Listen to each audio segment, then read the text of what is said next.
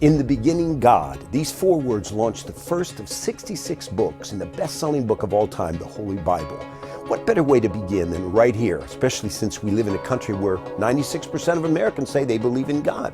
You know, when astronaut Buzz Aldrin stood on the surface of the moon decades ago, he gasped at the galaxy and let loose these familiar words into the expanse of the universe. Quote, "The heavens declare the glory of God, the skies proclaim the work of his hands." Psalm 19. He was acknowledging God's existence and his role as creator, just as our founding fathers did in the beginning of the Declaration of Independence. But today in America, there exists a small yet vocal, well-financed minority of individuals whose primary goal is to remove any reference to God from the public square and reshape our country into what would be a religion-free zone. Now, articulate advocates of this new atheism are Oxford evolutionary scholar Richard Dawkins, author of the New York Times bestseller, The God Delusion, and freelance thinker, the late Christopher Hitchens. Now, Dawkins states that religious instruction is a form of child abuse, and when asked about the origin of life, he suggests that maybe aliens from outer space arrived to get the ball rolling. No absolute truth? Well, let me bring a pizza delivered to your door and withhold the scrumptious delight saying that you didn't pay when you did. You'd say, hey, that's a lie. It'll always be a lie if you try that.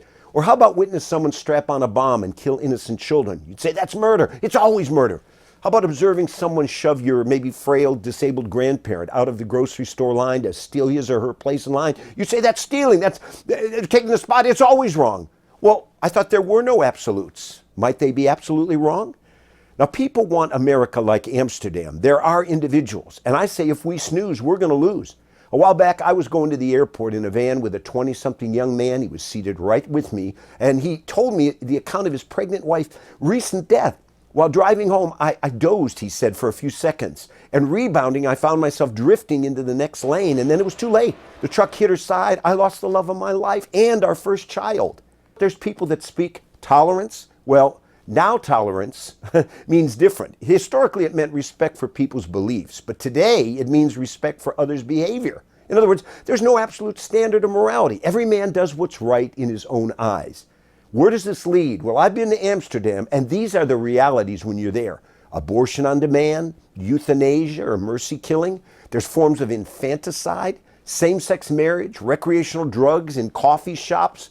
How about on the streets? Sex shows, open explicit pornography, prostitution, 27,000 ladies sitting in windows, explicit homosexual, lesbian, bisexual, transvestite activity. There's public nudity, sex change, a reassignment. It's subsidized. And then the age of consent for sexual activity, 12 years of age. Now, in this chapter, we're going to examine things like the American Civil Liberties Union, and how about separation of church and state? Now, first, our Constitution was designed to give us freedom of religion, not freedom from religion. And that's why the early settlers fled religious persecution in England to come here in the first place. They wanted no state church as in England, but also no interference with religion as in England.